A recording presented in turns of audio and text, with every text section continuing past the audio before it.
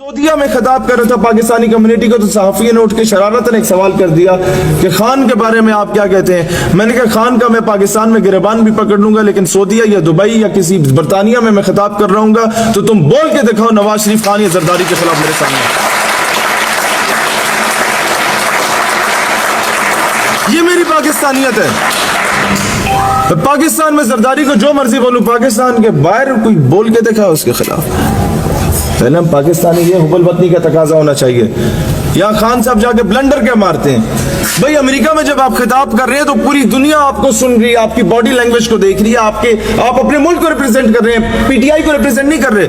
وہاں جا کے خان صاحب فرما رہے ہوتے ہیں جناب میں نواز شریف کے جیل کا اے سی بند کراؤں گا، وہ چور ہے۔ تو دنیا کو آپ کیا بتانا چاہ رہے ہیں؟ دنیا نہیں جانتی نواز شریف کون ہے۔ دنیا کو آپ یہ بتا رہے ہیں کہ پاکستان کے سارے وزرائے اعظم چور تھے۔ تو دنیا پھر آپ ہر پاکستانیوں کو چور کی طرح ہی ڈیل کرے گی کہ تمہارا وزیر اعظم چور ہے تو چور کو لانے والے تم لوگ، تم بھی چور ہو۔ اور بھائی آپ کی اپنے بھائی سے اگر گھر میں لڑائی ہے تو بھائی کی یا ماں کی عزت محلے میں نہیں بیچی جاتی، گھر میں معاملہ نپٹایا جاتا ہے۔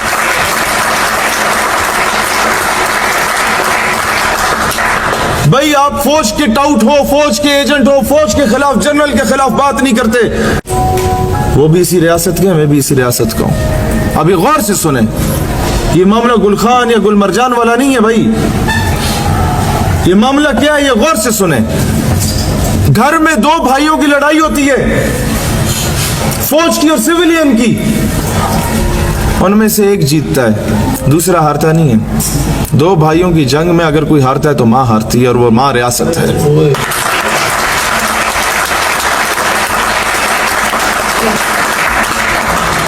وہ ماں ہارتی ہے، میری ریاست کمزور ہوتی ہے، میری ریاست بھیک مانگنے پہ مجبور ہو جاتی ہے۔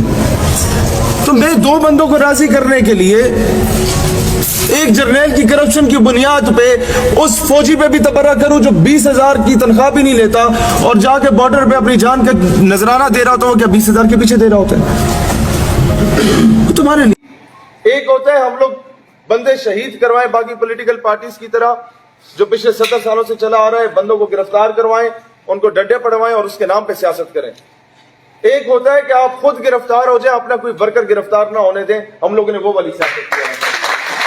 2 مرتبہ گرفتار ہوا، میرا کوئی ورکر اٹھ کے مجھے بتا دے کہ میں بھی گرفتار ہوا، میرا کوئی ورکر اٹھ کے بتا دے کہ میرے اوپر بھی پرچہ کاٹا گیا۔ میں جہاں پر ضرورت پڑتی تھی میں اپنے ورکرز کو کہتا تھا کہ یہاں تک آپ کی لیمیٹیشنز ہے، اس سے آگے آپ نے نہیں جانا، کیونکہ آپ ہیں یونیورسٹی کے اسٹوڈنٹ۔ میں آپ کو جیل میں نہیں دیکھنا چاہتا، میں اپنی یونیورسٹی کے تربیت یافتہ اسٹوڈنٹ کو ایز اے ڈپٹی کمشنر یا اسسٹنٹ کمشنر دیکھنا چاہتا ہوں تاکہ ملک کا نظام بہتر ہو۔ اسے بیوروکریٹ دیکھنا چاہتا ہوں، اسے گورنر جنرل بنتا ہوا دیکھنا چاہتا ہوں۔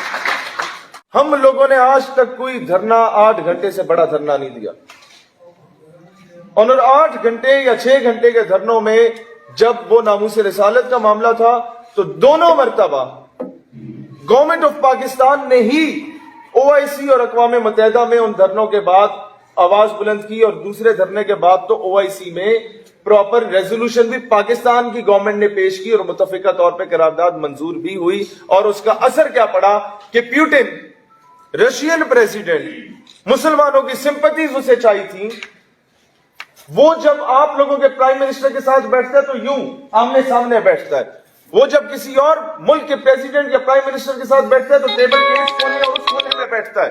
یہ باڈی لینگویج کا ڈیفرنس ہوتا ہے۔ اور اسی پیوٹن کے پاس جب فرانسیسی صدر آیا تھا تو استقبال کے لیے جب پیوٹن جا رہا تھا تو ساتھ ایک کتا بھی باندھا ہوا تھا اسے اس کی اوقات دلانے کے لیے۔ یہ ہے فورن پالیسی،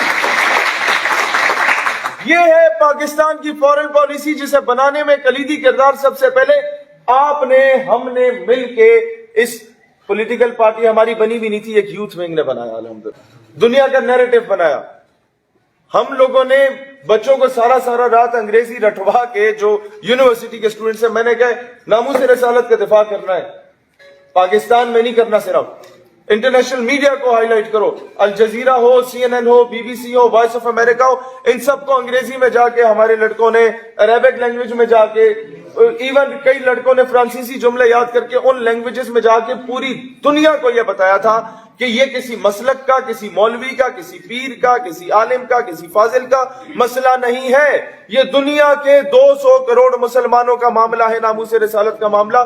اس بیس پہ جو پہلا احتجاج یہاں خان صاحب سرینا ہوٹل میں خطاب کر رہے تھے اور ہم نے اسے چاروں طرف سے سیل کر دیا تھا 12 ربیع الاول کو 2 سال پہلے، اس کے بعد مذہبی جماعتیں یا سیاسی جماعتیں آئیں، لیکن اس دھرنے کے بعد پوری دنیا میں مسلمان فرینچ ایمبیسیز کے باہر نکلنا شروع ہو گئے تھے۔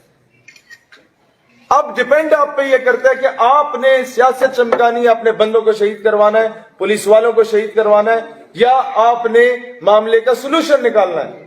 جب آپ کو پتہ ہے کہ اسٹیٹ یہ چیز اپروو کر سکتی ہے، یہ اس کی اوقات میں، یہاں سے آگے اسٹیٹ کی اوقات میں یہ چیز نہیں ہے، کیونکہ اسٹیٹ میں بھی کئی لوگ کہیں اور کے پالتو بیٹھے ہوئے ہیں، کہیں اور کے پالشیے یا مالشیے بیٹھے ہوئے ہیں، تو وہاں یا آپ نے اپنا بندہ مروانا ہے یا پولیس والا مروانا ہے فیس سیونگ کے لیے۔ میں نے کہا نہیں، وہ پولیس والا بھی کلمہ گو ہے، میرا بندہ بھی کلمہ گو ہے، میں نے اپنے بندے کو ریاست سے ٹکر نہیں دی، میں ریاست کو مضبوط کرنے کے لیے ہوں، ریاست کو توڑنے کے لیے نہیں آیا۔ نہ میں بنگلہ دیش دوسرا بنانا چاہتا ہوں، نہ میں فرقے یا مذہب یا مسلک کی بنیاد پہ اپنی ریاست کو نقصان پہنچانا چاہتا ہوں۔ گستاخی اگر فرانس نے کی ہے تو فرانس کو اس کا ازالہ بھگتنا پڑے گا۔ ایشو کو میں نے انٹرنیشنلائز کر دیا، OIC کے 50-60 ممالک میں پہنچا دیا، اقوام متحدہ کے 200 ممالک میں پہنچا دیا۔ یہ میری حیثیت میں تھا، یہ میں نے کر دیا۔ اس کے بعد اگر کوئی مجھ سے پوچھتا ہے کہ آپ فلاں چیز میں پورا کیوں نہیں اتر پائے، تو بھائی جان میری حیثیت میں یہ تھا، آپ لوگ آگے کر کے دیکھ لو۔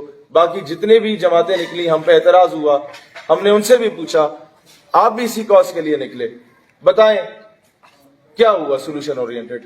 3 بار نکل کے 12 بندے شہید ہوئے، سولوشن کیا نکلا؟ نتھنگ۔ لوگوں نے معاہدے ابھی تک چھپا کے رکھے ہوئے سامنے نہیں رکھے آ رہے۔ انڈیا نے جناب بنگلہ دیش نہیں توڑا، انڈیا نے نہیں توڑا بھائی جان، دشمن کی جرات ہی نہیں ہے۔ آج 27 فروری ہے، دشمن تو ان کا کاکروچ بھی آتا ہے تو ہم اسے بڑے خوبصورت چائے پلا کے بھیجتے ہیں، دشمن کی جرات نہیں ہے ہمارے اپنوں کا۔ ہم لوگوں نے دشمن کو موقع دیا تھا ماضی میں، موقع نہ دو تو وہ آج تک یاد رکھتا ہے۔ دشمن آیا آج سے پہلے بھی 50 سال پہلے، تب ہم لوگ کچھ بھی نہیں تھے، اس نے ناشتہ کرنا تھا، ہم نے کھانا کھلا کے بھیجا تھا اس کو، الحمدللہ لاہور کے جم خانے سے۔ لیکن جب ہم لوگ عورت اور شراب پر آ کے بکنا شروع ہو جاتے ہیں، جب ہماری کرسی کی ہوس ہمیں اندھا کر دیتی ہے، تو پھر بنگلہ دیش ٹوٹ کے الگ ہو جاتا ہے۔ اس لیے ملبہ دشمن پہ نہ ڈالیں، دشمن دشمن ہوتا ہے، اس کا حق ہوتا ہے دشمنی۔